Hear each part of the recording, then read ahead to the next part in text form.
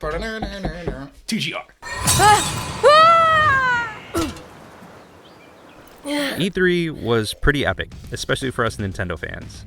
There were a lot of things that were shown, dreams came true, and I'm talking about Onyx and Sean with Panzer Dragoon and Phantasy Star Online.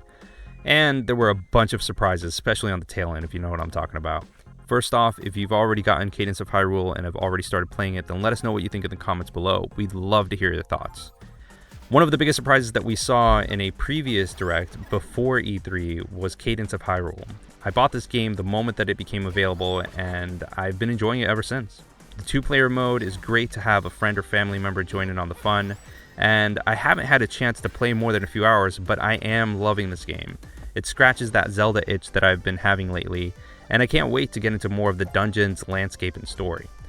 Onyx was familiar with Crypt of the NecroDancer, but I had no idea what the heck it was or what it was about. All I knew was that this was an indie developer and Nintendo decided to let them use their IP to make a game, and that to me is a huge deal. For a newcomer that's played previous 2D Zelda games, Cadence of Hyrule feels like a true-to-form Zelda game. As a fan of A Link to the Past, A Link Between Worlds, and heck, even the Oracle games on the Game Boy Color from Capcom, I found myself feeling right at home. The sound effects in particular are exactly what I'd expect from a 2D Zelda game. The aesthetics and look, they just feel just right. The music is fresh but nostalgic. There are new renditions to old favorites, and I love the way that those tunes have been kind of sped up and remixed to fit into the game. In other words, the OST is up there with some of the best Zelda games, at least in my opinion.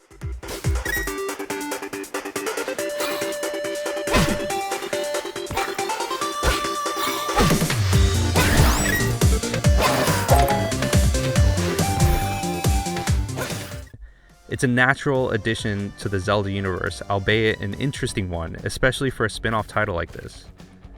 Moving to the beat was easy for me, with an occasional misbeat from time to time. After missing the beat a couple of times, a prompt was brought up with a, quote, fixed beat mode, that essentially removed the necessity of moving to the beat of the music in the game.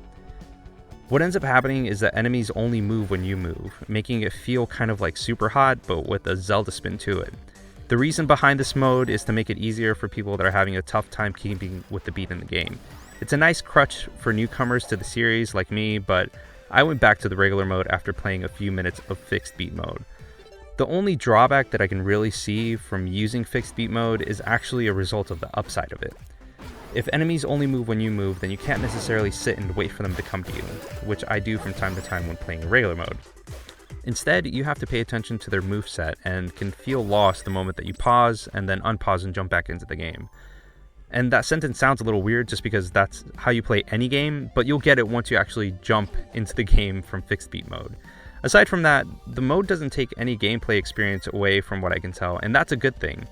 There are definitely some roguelike qualities here, and I'm loving it. This is something that Vantel mentioned in our Patreon post, and I understand 100% where he's coming from. The moment that you run out of hearts, you lose all of your rupees and items that you've gathered, except all of the diamonds that you've collected so far. You'll be able to purchase permanent upgrades and consumables in the store before respawning. You have the option to spend the diamonds that you have or keep them and continue playing and collecting more. Once you're done with your purchases, you can go to any Sheikah stone that you've activated while playing and spawn there.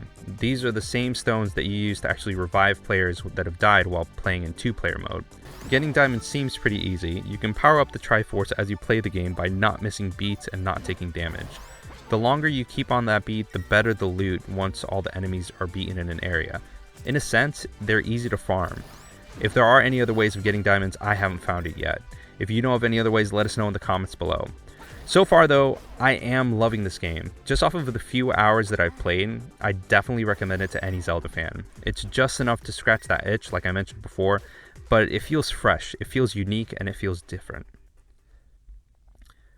Thank you guys so much for watching this video. Thank you to our Summoner tier patrons on Patreon for your support and voicing your opinion on this game. If you haven't yet, check out our Patreon and help support the channel so we can continue to create more content. That being said, what do you think about Cadence of Hyrule? Should I go back and play the original Crypt of the NecroDancer after finishing this? Let us know what you think in the comments below. But until next time, guys, deuces. Like what you saw? Check out some of our other videos. Be sure to click the subscribe button, hit the little bell, and let us know your thoughts in the comments below. Thanks for your support, and thanks for watching.